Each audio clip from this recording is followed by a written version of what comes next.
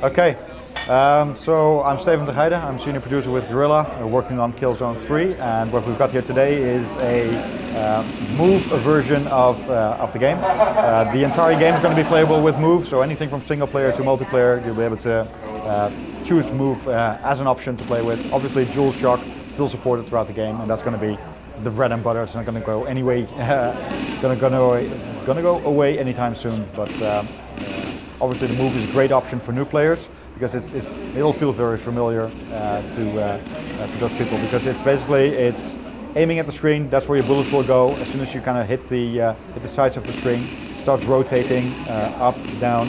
That's one of the things that we're looking at to expose as a parameter as well, because it's different things to different people. Some of them would like to be able to really quickly turn around and move around, whereas other people find it really disorienting. So that's something that we're going to be implementing as an option in the menu. You can just kind of set it to however you to whatever you're comfortable with.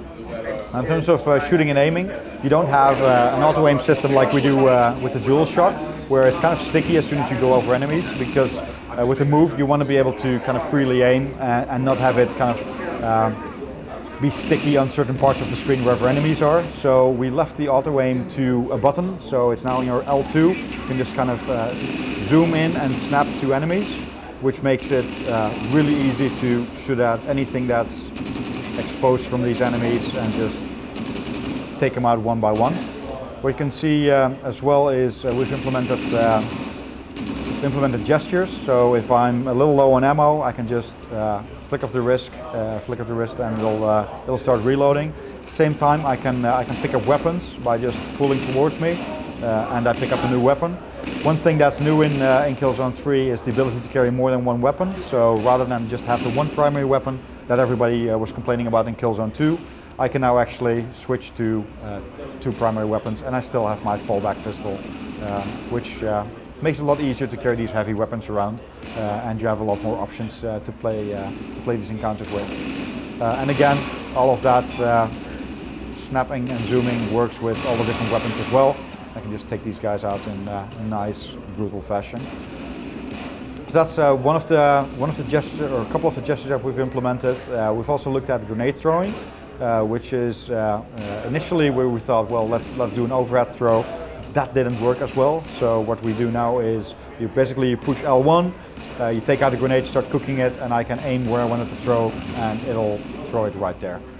Which makes a lot of sense, because you want to be able to see where your grenades are going, because they're quite lethal.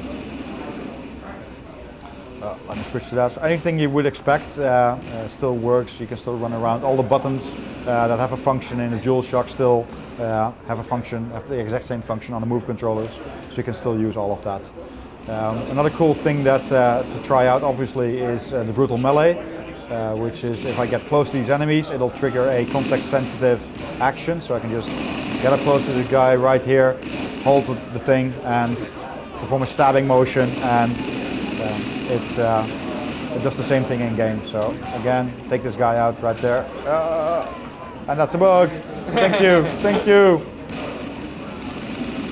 Okay, guys in Amsterdam will love this. Don't worry, it's alpha. It's very much alpha code indeed. We've got a lot of time to polish it up and iron out the bugs.